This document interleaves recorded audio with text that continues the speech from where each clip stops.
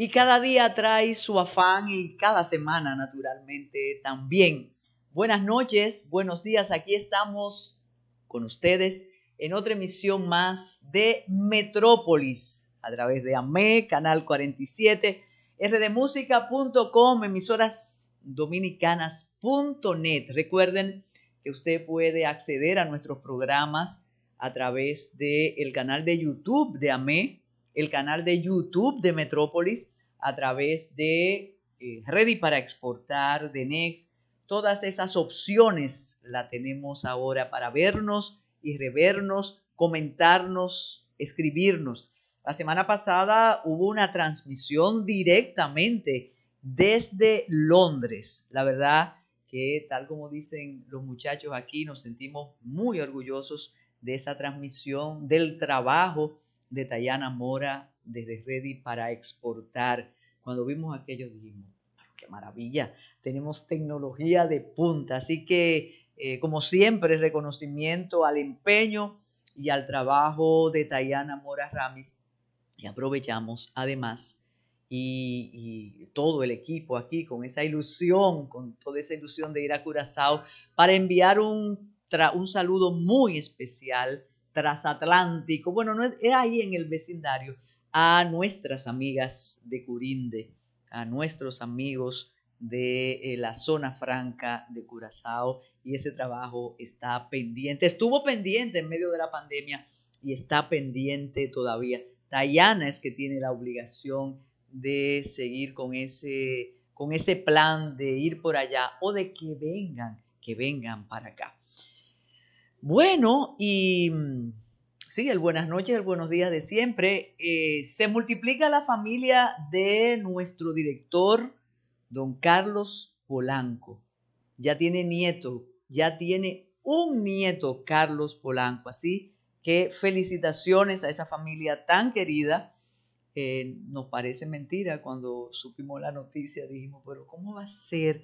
¿Cómo va a ser que ya Carlitos tiene nieto? Pero es así, porque cada día, como decimos, cada día trae su afán y cada semana también, pero cada día va pasando el tiempo y nos vamos haciendo sabios. No, Tayana, no vengas a decir que viejo, nos vamos haciendo sabios y sabias cada vez. Bueno, trae su afán la semana, pero la verdad que cada día es tan intenso. Son 24 horas con cambios e informaciones. Cada segundo, decía un articulista del periódico español El País, un periódico, bueno, extraordinario, siempre lo leemos, siempre seguimos. Don Pedro también dice que él es un obseso con el País. Decía que ya no hay interés en saber algo o que la primicia, y yo había comentado eso hace unas semanas, porque lo cierto es que el mundo no es ancho ya ni ajeno, sabemos todo lo que está pasando en el mismo momento, pero aún así tenemos que escoger temas para comentar con ustedes, tenemos que decantar y siempre se nos va a quedar algo que es mucho más importante y mucho mejor y que ya es pasado. Por ejemplo, yo tengo en agenda, y me hubiera encantado comentarlo con Tayana aquí, unas declaraciones, no sé realmente cómo catalogarlas, del presidente Nicolás Maduro, presidente de Venezuela, cuando exhortó a las mujeres venezolanas a parir y seguir pariendo. Habíamos dejado ese tema porque de verdad queríamos, Tayana, comentarlo contigo, o juntas las dos, pero no quería que pasara ya que marzo se va, ya que marzo se fue, y fue a propósito del Día Internacional de la Mujer, pero la revolución chavista, bolivariana o madurista o nicolásista dice que el trabajo de nosotras es parir y más parir. Él exhorta a las mujeres venezolanas a tener más de 5 hijos. Yo creo que, exacto. ¿Por qué hiciste el comentario? Me dice, bueno, pero es que es algo fuera de época, de alguna manera. Eso no quedó solo ahí, sino que ya terminando el mes, no solo a propósito de del Día Internacional de la Mujer, sino que un presentador del canal oficial, del canal oficial de Venezuela, Venezuela de Televisión, dijo que eso no es verdad, lo de la violencia de género, que lo que somos las mujeres somos masoquistas porque no nos quejamos. Impresionante, pero eso pasó, eso ocurrió, porque pasó, ¿no? Si tú piensas así desde el Estado, si tú tienes un discurso oficial así, ahí está Merlin riendo. Carlitos, vamos a discutirlo después con él. Él está riéndose con eso, pero es realmente increíble que eso pasara y pasó. No, yo no sé si vamos a tener que invitar a Jimmy Hungría, que ahora mismo está de viaje, para hacer el comentario de los premios Oscar, también a Carlos Francisco Elías, pero lo que más se ha destacado es un episodio deplorable, la bofetada. Todavía la teoría de la conspiración dice que eso fue un show o no, montaje o no. Mi preocupación desde el momento que vi aquello fue la indiferencia de ese público, cómo siguió la ceremonia como si nada hubiera ocurrido, y eso dice muy mal de los discursos políticamente correctos, eso habla muy mal de las poses ideológicas y de las personas que desde esos grupos académicos, intelectuales, artísticos, de actores, de actrices, de medios de comunicación, quieren decirnos que el mundo debe ser un mundo de paz, un mundo sin exclusiones. Fue realmente detestable la reacción en el momento.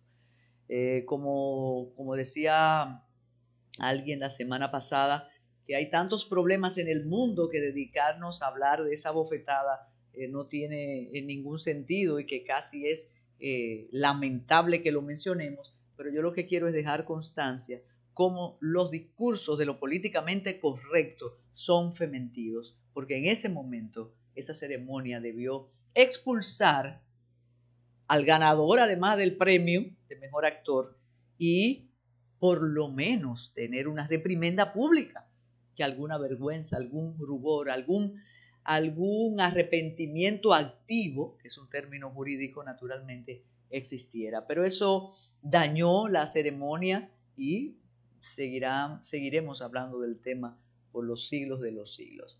Y aquí en el país, la verdad que entre autobuses te veas. Los muchachos dicen que han probado los autobuses, que eso es una maravilla, que qué maravilla. Pero la intrahistoria de los autobuses es que dicen que eso afecta a OMSA, que eso es un premio que se le da a los empresarios del transporte, sobre todo a algunos, como al honorable senador don Antonio Marte, que es muy poderoso, como a Pulinario y como al amigo Uvieres. Por cierto, a propósito de tantos arrebatos éticos, no olvidemos el involucramiento que tuvieron esos señores con el plan Renove, pero hoy son los innovadores, los renovadores del transporte en el Gran Santo Domingo. Enhorabuena, porque la verdad que si se logran sacar las chatarras de la vía pública sería un encanto, pero sabemos que eso no va a ser tan así. La prueba es que hubo actos de violencia vandálicos en contra de los autobuses y de las personas, porque los autobuses tenían pasajeros cuando comenzó la pedrea. Como pasa, porque recordemos que el discurso de no a la impunidad es no a la impunidad de aquellos, de los señalados. No hay personas privadas de su libertad, ni hay nadie como que se le atribuya responsabilidad sobre los hechos. Juan Uvieres dijo que eran personeros del balaguerismo, y la verdad que yo dije, no, pero Juan quizás tuvo un pequeño desliz, porque ¿cuál personero del balaguerismo está activo en el... bueno, eso dice aquí Carlos, que quizás en los consorcios, en los sindicatos. Pero yo me imagino, porque el presidente se maneja muy bien y tiene mucha suerte, él a todo logra echarle agua a los fuegos, que ya eso será resuelto, como de alguna manera finalizando la semana lograron, yo iba a decir calmar, pero sería irrespetuoso, lograron incluir a Juan Uvieres y ya la situación no es de pánico ni de inconformidad. Todos están más o menos contentos. Ya Juan Uvieres había dicho que a él le propusieron hacerse rico con eso y que él no quería, pero parece que sin hacerse rico o sin ese propósito, ya él y sus choferes van a tener otra ruta y vamos a ser todos muy felices. Mientras tanto, el tránsito, el tráfico cada vez es más complicado, no solo en el Gran Santo Domingo, sino en el país, no solo en la capital, sino en Santiago, La Vega, Moca. Tuve la experiencia el fin de semana pasado de visitar a Moca. A propósito, un abrazo para esa comunidad mocana. Fuimos a la calle espectacular, tridimensional, vimos el museo, toda esa obra de los mocanos son se preocupan mucho por su comunidad. Visitamos los sitios de Mofongo, esa amabilidad cibaeña que no cambia a pesar de cómo estamos en el mundo, pero lo cierto es que la autopista Duarte, si el Gran Santo Domingo y si el distrito es un infierno para transitar, en la autopista la agresividad, el incumplimiento de la norma es la norma, exactamente. No vimos ninguna autoridad en el trayecto. Nos preguntamos y vamos a indagar si sigue aquel proyecto de asistencia vial, porque la verdad que no vimos. Pero mientras tanto, un abrazo a la comunidad mocana. Moca está muy, muy bonito. Pero, oh sorpresa, en medio de estos piropos aparece la denuncia de que un diputado tiene, o en un allanamiento le encontraron unas sustancias ahí muy comprometedoras. Recordemos que hace un tiempo Moca funcionaba una fábrica de falsificación de medicinas. Fíjese usted qué casualidad, yo tenía el tema de Moca por la visita, por la calle tridimensional y ocurrió esto. Esto es la especie de resumen de la semana, de todo lo que ha pasado y se suman temas. Por ejemplo, aranceles cero, eliminación de aranceles. Ustedes recordarán que cuando ya la situación ruso-Ucrania, Ucrano-Rusia adquirió unos matices preocupantes, el presidente se dirigió al país para hablar de las medidas que aplicaría para que no sintiéramos los efectos de lo que está ocurriendo en Ucrania y con Rusia, que cada día, aunque hay esperanzas de cese, de fuego y demás, pero cada día el mercado, el comercio mundial se afecta por esta situación. Y aparte de los subsidios, de múltiples subsidios, que la verdad que se tendrán que revisar esos subsidios a los combustibles porque es un sacrificio enorme para el Estado, para las finanzas públicas. Además de eso, el presidente mencionó los productos que iban a estar libres de aranceles, es decir, importación libre de cualquier tipo de arancel. Eso satisfizo mucho de inmediato, pero los productores dominicanos, los representantes de distintos sectores que tienen que ver con los productos libres de aranceles, le pidieron al presidente de la República que no hiciera eso, que eso iba a afectar la producción nacional, que iba a afectar precisamente a los sectores que el presidente quería ayudar y ayudarnos a todos nosotros, a la comunidad. La primera vista de la ley se pensó que el presidente iba a tener un revés porque no logró que pasara. Sin embargo, como siempre hemos dicho en todos los foros los que participamos, el presidente no le gusta que sus decisiones se las obstaculicen y él busca la manera con mucho éxito de ser complacido. Y habíamos dicho en otro programa, no, el presidente va a solucionar eso. Y en efecto, al día siguiente, el presidente de la Cámara de Diputados logró, me imagino que solicitud encarecida del presidente de la República, logró que la eliminación de los aranceles pasara. Pero ¿qué ocurrió? La oposición se retiró. El presidente Luis Abinader, el proyecto oficialista ha tenido mucha suerte porque la oposición no parece, aquí aparenta que no hay oposición. Ya hay señales de que podría, como se van a definir candidatos, como ya estamos casi en el segundo año del gobierno de don Luis Abinader, si piensa, no, él va suave, él no tiene oposición, pero en este periodo, ya en marzo, después de la rendición de cuentas, se nota que no será tan fácil. Recordemos aquello de Punta Catalina, la vergüenza de los diputados, si la tuvieran, cuando ellos dijeron, sí, eso pasó, pero nosotros no leímos el proyecto, el fideicomiso.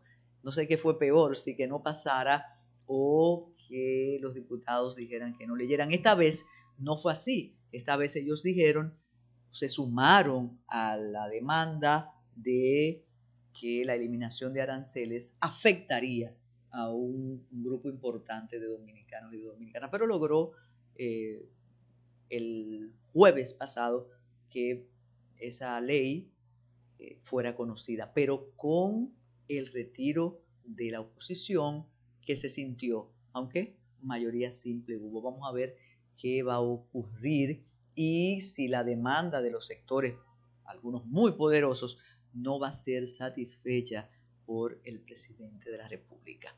Vamos a hacer una pausa y cuando regresemos vamos a ver imágenes y detalles de la visita del presidente a Santiago a propósito de la conmemoración de la batalla del 30 de marzo y naturalmente a lo que tiene a los santiagueros y a las santiagueras muy entusiasmadas o muy entusiasmados, que es la posibilidad de que más temprano que tarde tengan un monorriel. ¿Quién va a aguantar a los santiagueros ahora? Vamos a hacer una pausa, Esmerlin.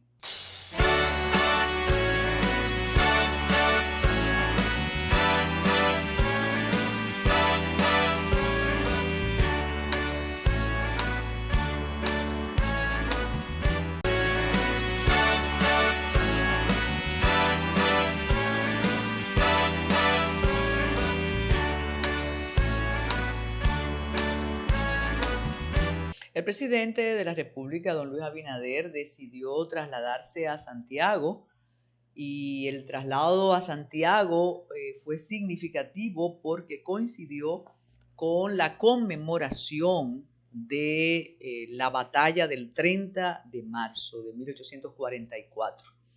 Digo significativo porque además de que para los santiagueros, como para el país, esa batalla es muy importante, recordemos que debido a la pandemia, el desfile, la fiesta, la efemérides dejó de celebrarse.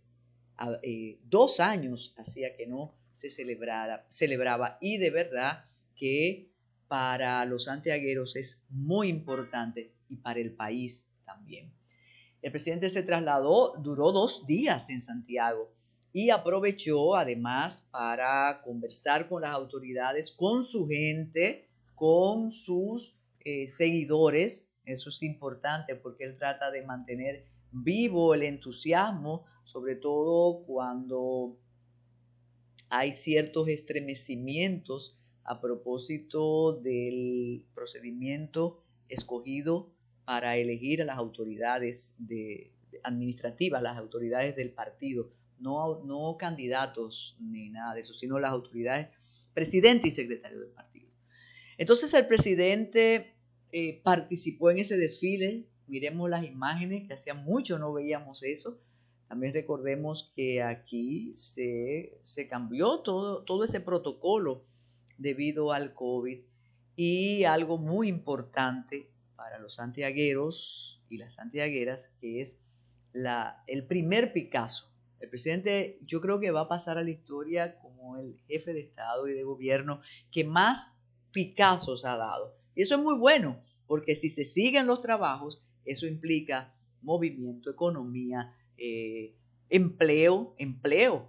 La semana pasada, no obstante, hablábamos de qué estaba pasando con el muro, y no solo nosotros, muchos medios de comunicación, aquí también en el canal, en otros programas de opinión se habló de qué pasaba con el muro, que no se veía el trabajo, y eso provocó que el vocero de la presidencia, don Homero Figueroa, dijera, es que ustedes no saben, es que estamos en una etapa que es topográfica, están haciendo las medidas. Lo que ocurre es que en el acto del primer Picasso, el presidente apareció al lado de un dispensador de cemento y pensábamos que ya estaban llenando los huecos para poner el muro electrónico que se va a poner. Pero esta vez, otro más, como dije, son muchos Picassos.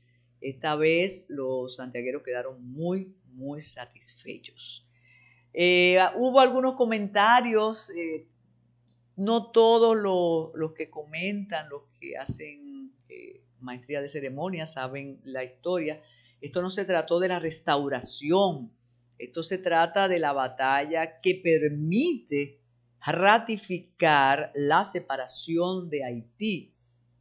Recuerden que el 27 de febrero fue el Trabucazo, después vino la batalla de Azua, todavía para expulsar tropas invasoras aquí, y luego la del 30 de marzo para que se fueran los remanentes de las tropas haitianas que estaban aposentadas, estaban vigentes, estaban tratando de seguir la batalla aquí en la República Dominicana, sobre todo en Santiago. Se destacaron dos capitanes de esa asonada, de esa última retirada de las tropas haitianas, que fueron José María Inver y Fernando Valerio. De modo que vale la aclaración, sobre todo porque en Santiago el monumento que es la seña de identidad de Santiago, es en honor a los héroes de la Restauración, no a los héroes de la batalla del 30 de marzo. Pero fue una visita realmente importante del presidente de la República. Claro, también visitó pequeñas comunidades, gracias a Merlin, eso es muy importante, e inauguró caminos, embalses pequeños, esas pequeñas cosas que son tan importantes. Ahí vamos a ver al presidente. Otro detalle, estaba el alcalde presente, y eso es digno de comentarse. El alcalde, que además de ser de un partido distinto, es un alcalde que tiene aspiraciones a la nominación presidencial por su partido, el Partido de la Liberación Dominicana. Otro acto ya después, porque esto fue en conmemoración de la batalla 30 de marzo, pero ya terminando, el presidente es muy activo, el presidente participó en la entrega de Mujer Supérate, un premio que organiza Gloria Reyes, y ahí vemos las imágenes también. El presidente participó, y a pesar de todo el berenjenal con la tarjeta y las falsificaciones y un problema muy delicado, pero notamos el entusiasmo con Supérate Mujer, y eso es importante. A ustedes, queridas y distinguidas mujeres de Supérate, un aplauso para nuestras mujeres. A todas y todos, muchas gracias por formar parte de este premio Mujer Supérate 2022. en el cual reconocemos la voluntad de superar barreras personales, sociales y productivas. Conoceremos la historia de mujeres extraordinarias y yo quiero con mucho cariño reconocer a unas mujeres que fueron las que más me inspiraron para que este año hiciéramos este evento, que son las mujeres lechuga del cruce de Guayacanes, que me dijeron cuando las conocí hace unos 8 meses, nosotros queremos ir al Palacio para que nos reconozca el presidente Luis Abinader, y hoy ellas están aquí. Muchas gracias.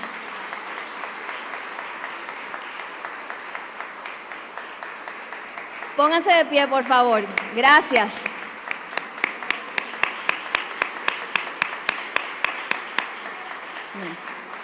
Ya conoceremos su historia.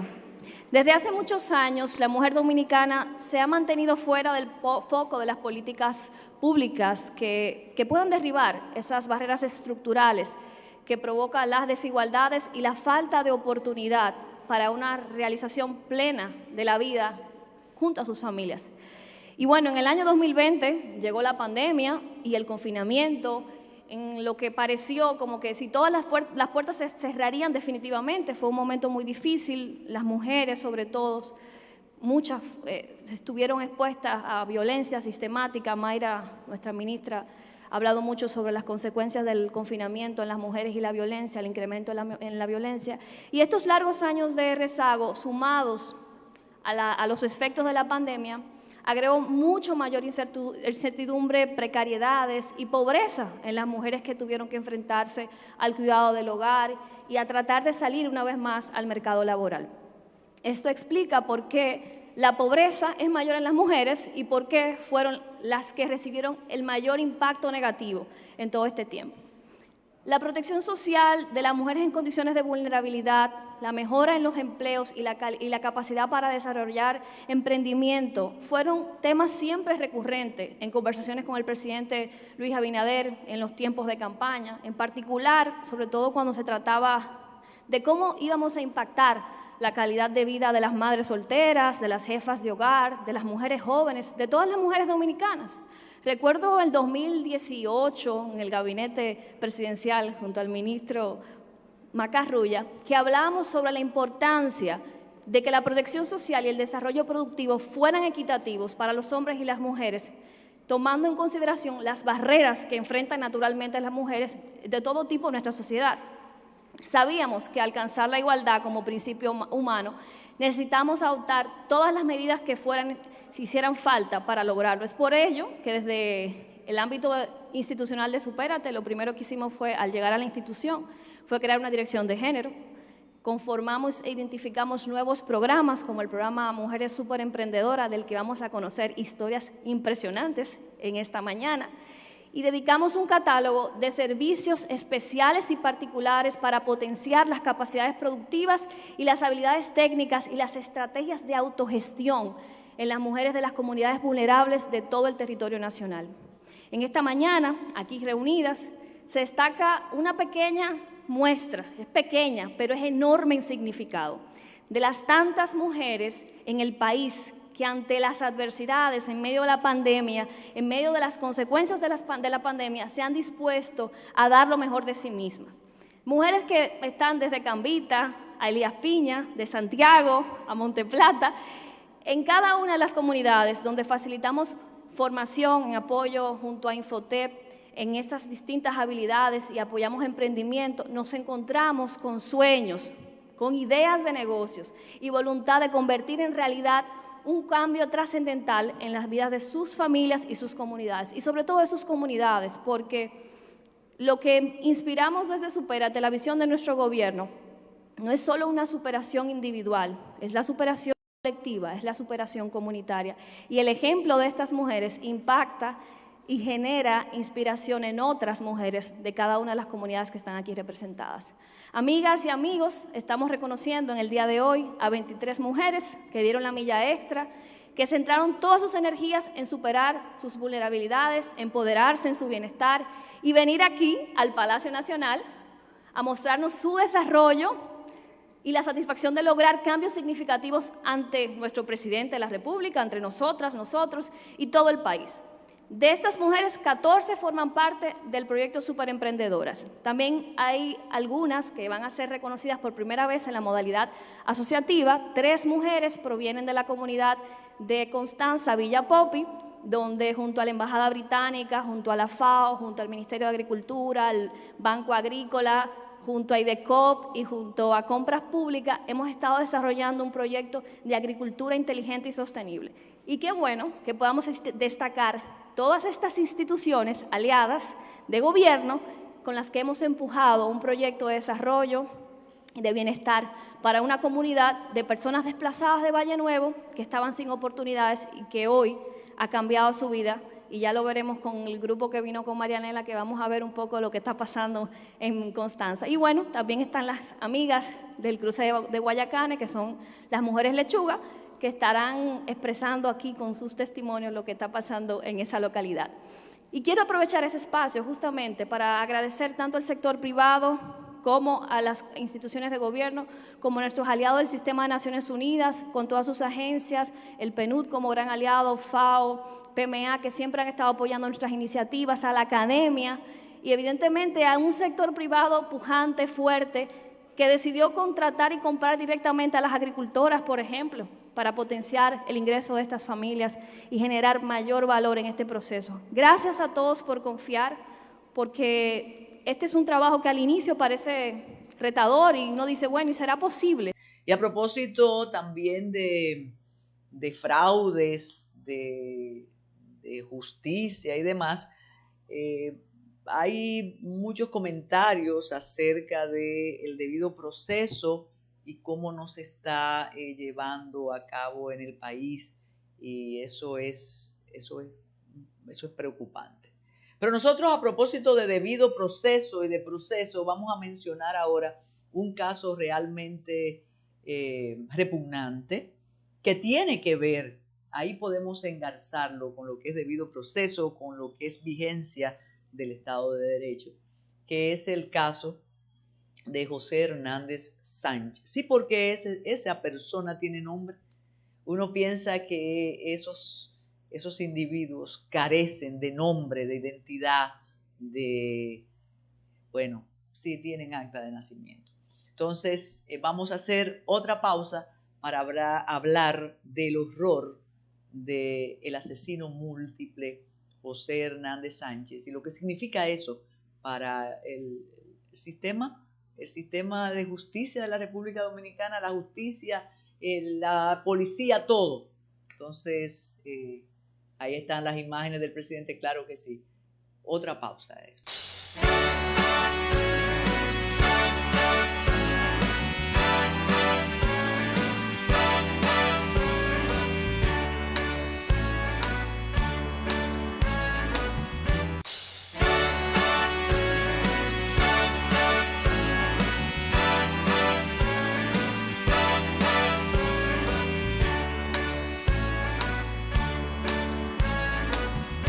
Sí, y decidimos comentar antes de Ready para Exportar la situación de José Hernández Sánchez, pero solo como una reflexión, en lugar de hablar como el suceso de hoy o la vida no se detiene, prosigue su agitado curso o esa crónica roja, no.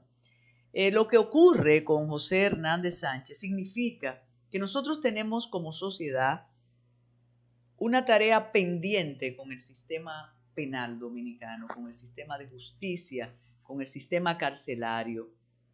Pero ocurre que todos hemos comprado y nos hemos creído que solo, ni siquiera todavía no hay momento de condena. No, los Renové los condenaron hace mucho.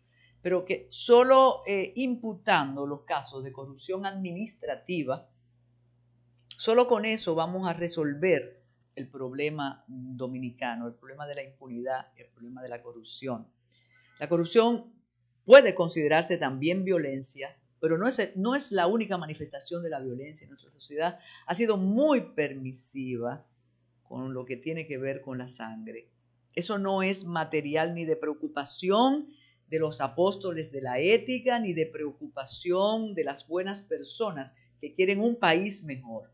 El país con los ladrones de la administración pasada, condenados y desacreditados porque lo merecen, pero que el día a día, la cotidianidad violenta dominicana, que eso no nos quite el sueño, que eso no sea estandarte ni consigna de nadie ni de ninguno. Hago ese comentario antes de glosar lo que pasó con José Hernández Sánchez, un hombre de casi 50 años que el 22 de febrero logró salir, como siempre pasa, no hay plazo que no se cumpla ni deuda que no se pague. Él salió, pero lo que me llama la atención es que salió a los 13 años y la condena fue 15, pero posiblemente se portó muy bien mientras estuvo preso. Pero el sistema no se ocupó de reeducar a ese sujeto, ni de enseñarle nada, ni de enseñarle un oficio. Él estaba ahí condenado por un homicidio, salió y antes del mes él se incomodó porque unos sujetos extranjeros le estaban robando unos chivos y además él pretendía la esposa de una de las víctimas, él quería violarla y como no pudo conseguir nada, él con machetes y cuchillos le quitó la vida a dos niños, son unos gemelos, pero uno se salvó, el otro niñito de 11 años también lo eliminó, hirió a todos los que estaban ahí, 4 heridos. Y la pregunta es, ¿y ahora qué hacemos con ese ciudadano? ¿Qué hace el sistema con ese ciudadano?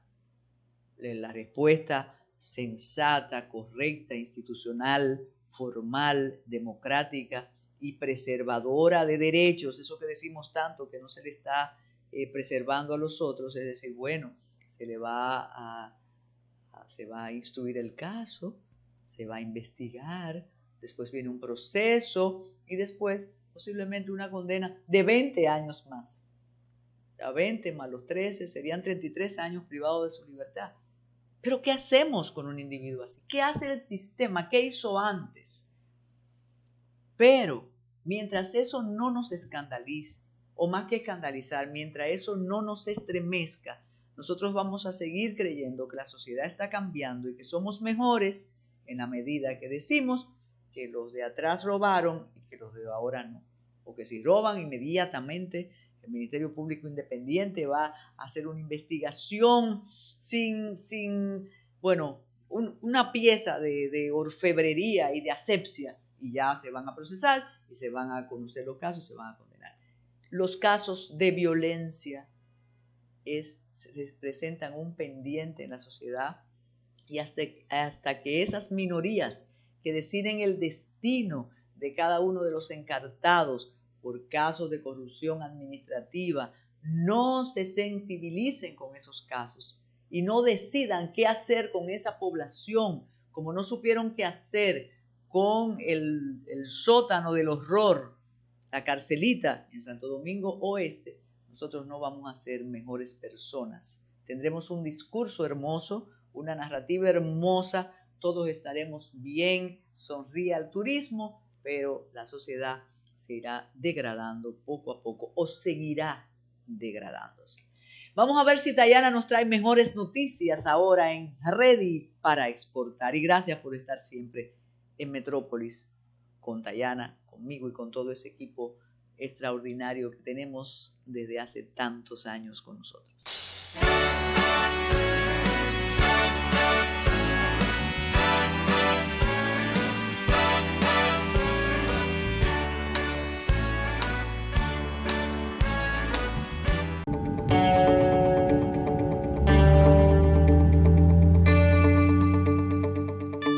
Buenas amigos de Ready para Exportar. El sector de la música es un sector que a través del tiempo le hemos dado siempre mucho seguimiento y ya estamos en la época post-pandemia tomando diferentes decisiones y es bueno que tengamos ese chequeo con nuestro experto en el sector de la música, Carlos Delgado Inver. Bienvenido, Carlos. Cuéntenos cómo está viviendo el sector de música casi post-pandemia.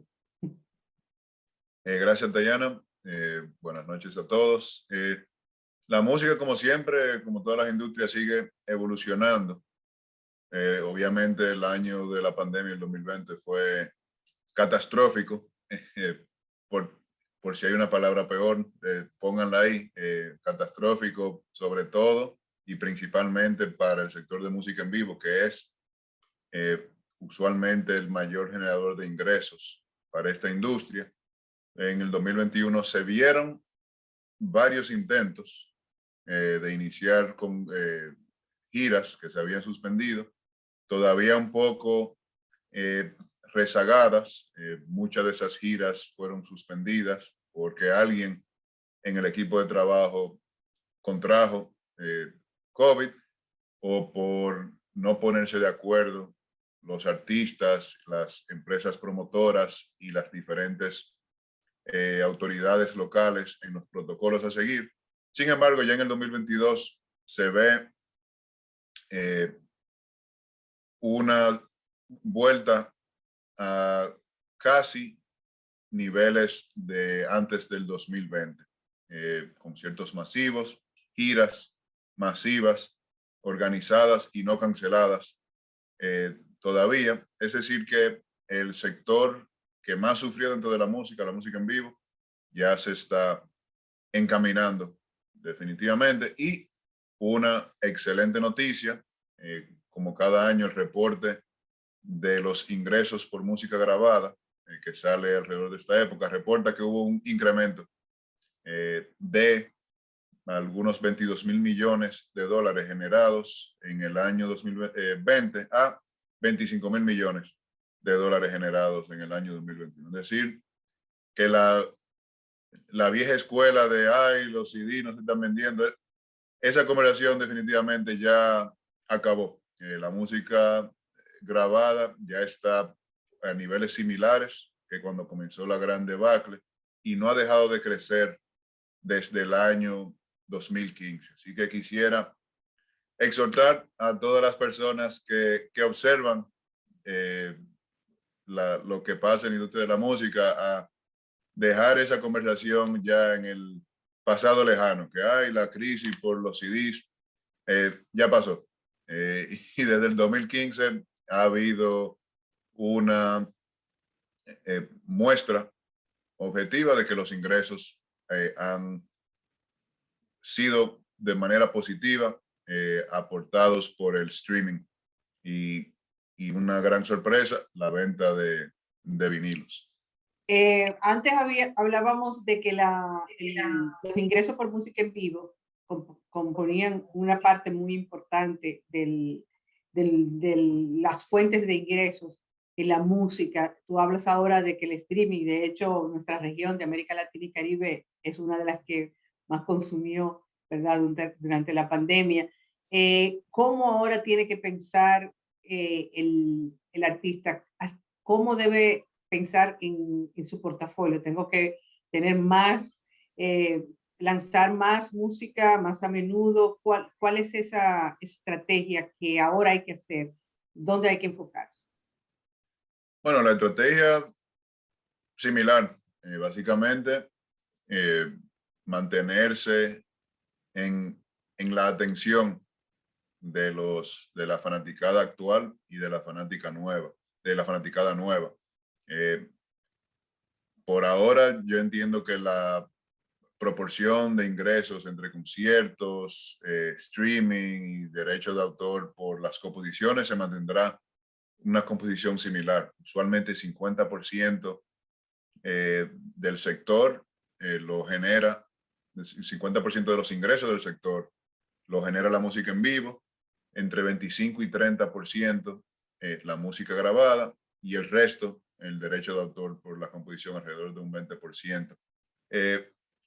La mayoría de artistas tienen una composición similar de sus ingresos, pero siempre hay artistas enfocados, por ejemplo, en conciertos, artistas enfocados en la composición, artistas enfocados en la producción. La clave es entender cuáles pueden ser las expectativas y saber que un concierto muy probable lo haces hoy y te pagan hoy. Una regalía de streaming puede durar 2 o 3 meses en llegar, en comenzar a, a trabajar para ti en asuntos de cuando ingresa cuando se registra el primer uso y cuando te llega el primer pago, 2 o 3 meses, y ya las regalías de composición, 6, 9 meses para que se integren en el tren de cobro. Es decir, si un artista puede tener esas 3 fuentes principales activas, excelente. Y definitivamente el concierto y la presentación en vivo todavía sigue siendo el mayor generador de ingresos para el sector en general. Uno de los retos que siempre hablamos, Carlos, es el tema de precisamente de los derechos de autor, de cómo recolectamos, porque si no tenemos los mecanismos para garantizar que ese dinero que se genera, ya sea en streaming o a través de los medios locales, si no tenemos la forma de recolectarlo, pues obviamente no vamos a generar los fondos que tendríamos que hacerlo. Ahora que el streaming y que las plataformas no están en nuestro país, o sea que tal vez la gente va a escuchar música más por YouTube que por la emisora de radio. ¿Esto beneficia al artista dominicano o no? Sí, definitivamente. O sea, los obstáculos son cada vez menores para poner la música a la disponibilidad del público en general. Es decir, no hay que producir un CD, literalmente un CD en físico, y enviarlo a una tienda en Japón y esperar que por favor lo coloquen en un estante para tú poderte comunicar como artista con un potencial fanático o un fanático actual en Japón. Es decir, las plataformas Spotify, Apple Music, Amazon, permiten ese tipo de comunicación, y hay decenas de compañías que técnicamente se le dicen las distribuidoras digitales o las agregadoras, que por cantidades básicamente nominales, $15 o sin ningún tipo de costo a cambio de un porcentaje de las regalías generadas, proveen el servicio de poner una canción, 100 canciones, 1000 canciones en todas esas plataformas de streaming sin tener que llamar, aló, por favor, me colocaron eso, o sin tener que firmar un contrato con lapicero azul, porque así es que se firma, sin tener que, no, tiene que tener un sello de la compañía, ese papel. Es decir, la forma de hacer negocio con la compañía internacional es mucho más fluida en general. Y eso facilita un comercio que quizás hace 10 años era completamente inalcanzable para la mayoría de artistas independientes en el mundo. Hay ahora, inclusive en nuestro país, una fiebre de los NFTs, de tratar de generar ingresos a través de los NFTs, pero hay muchas condiciones, o sea, no todo el mundo va a poder vender un NFT por $600,000 o las cifras récord que hemos visto. ¿Cómo tú ves el futuro a corto plazo? Porque obviamente a mediano plazo todavía no sabemos, pero a corto plazo con los NFT, y si tiene sentido que los artistas, que los músicos inviertan en ellos. Y bueno, la conversación de los NFT y solo los NFT comenzó ya hace 5 años, 6 años. Ahora es que se está llevando digamos, al público masivo, a la accesibilidad global, y lo que nos hemos enterado ha sido de las excepciones, del NFT que se vendió por $500,000, del NFT que se vendió por millones.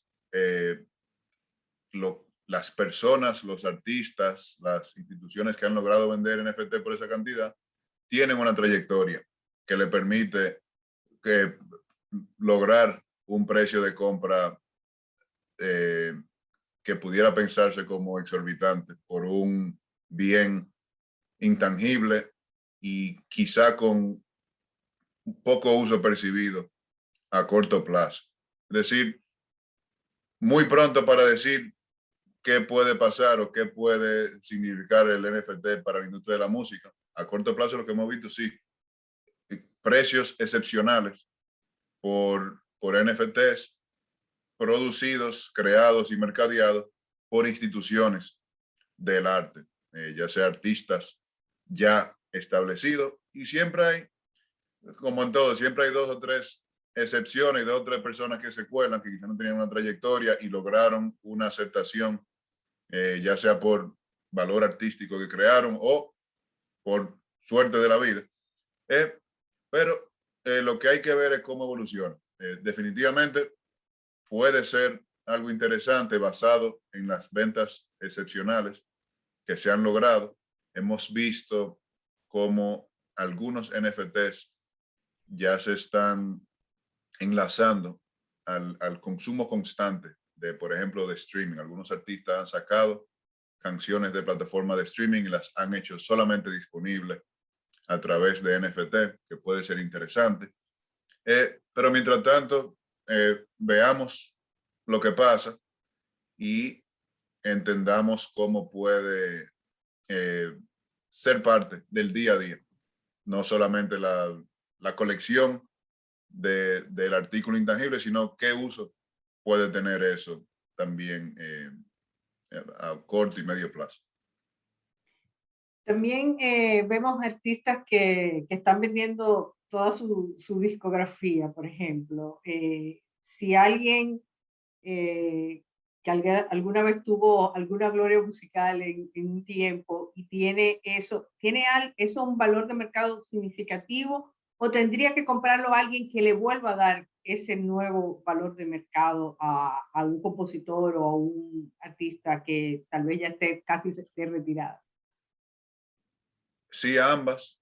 Todo depende a qué oferta acceda el artista. Similar a lo de NFT, la compra y financiamiento de catálogos ha estado sobre el tapete por décadas.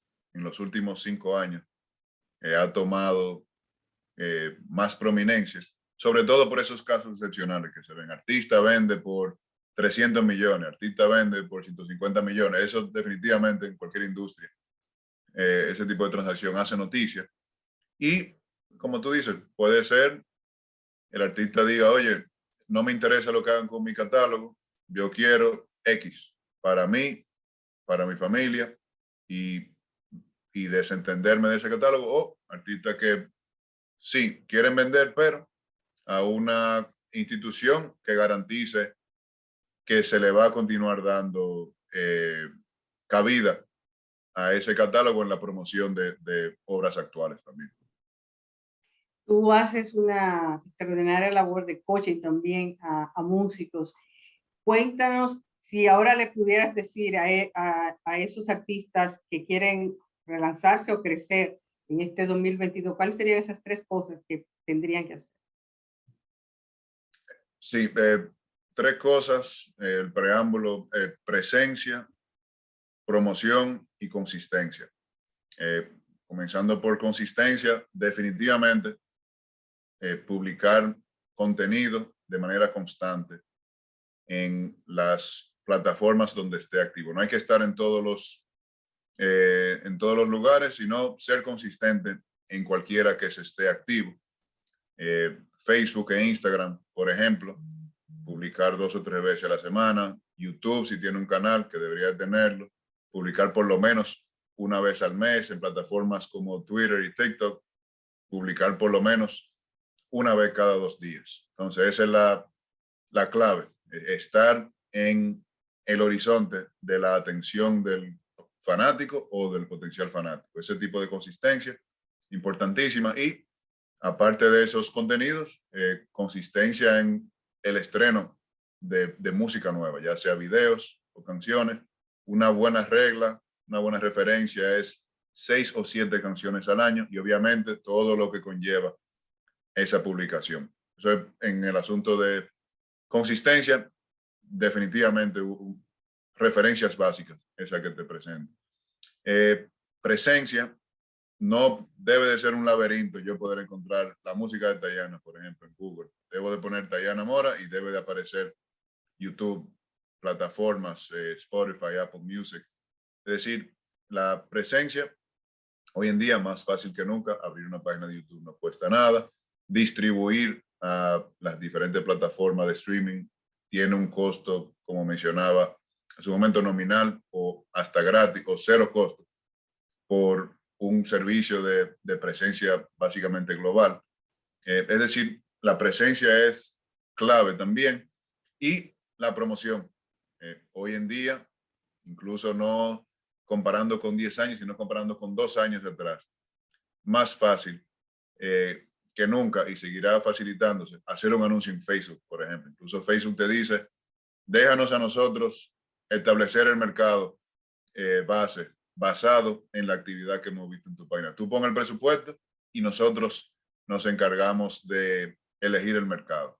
Es decir, presencia, constancia y promoción, y esas tres, digamos, bases van a incrementar las posibilidades de conexión con mercados nuevos y satisfacción de la necesidad del mercado existente y proporcionar las mejores condiciones para desarrollar una carrera en la industria.